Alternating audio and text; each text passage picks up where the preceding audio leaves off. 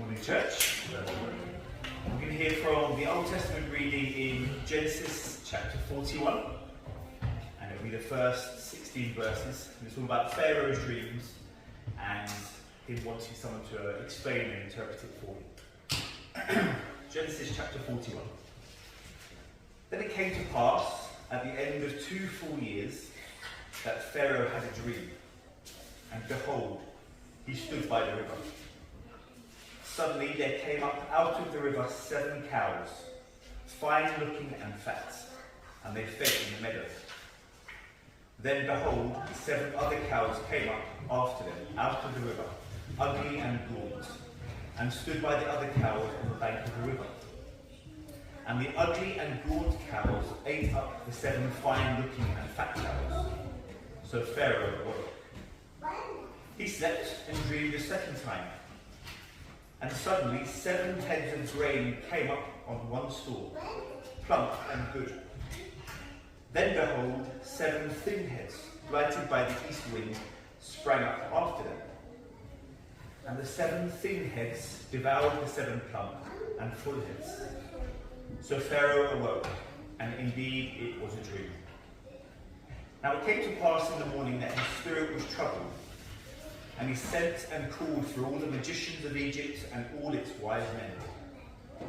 And Pharaoh told them his dreams, but there was no one who could interpret them for Pharaoh.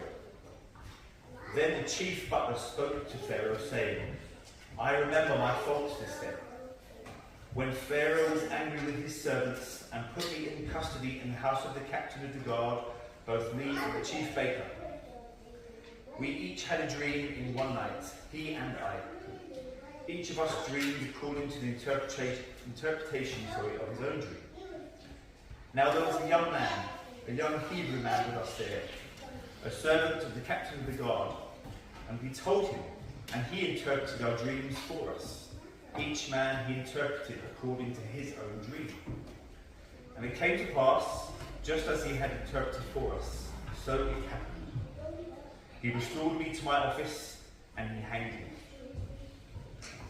Then Pharaoh sent and called Joseph, and they brought him quickly out of the dungeon, and he shaved, changed his clothing, and came to Pharaoh. And Pharaoh said to Joseph, I have had a dream, and there is no one who can interpret it. But I have heard it said of you that you can understand a dream to interpret it. So Joseph answered Pharaoh, saying, It is not in me. God will give Pharaoh an answer of peace. May it be a blessing to us all. Amen. We see the humility of both Joseph and Daniel. They didn't jump ahead and say, yes, I can interpret your dream. It was God working within them who was going to do the interpretation. Thank you, Ashley, for the Old Testament reading. Now we have the New Testament scripture reading, and that's going to be done for us by Dean this morning.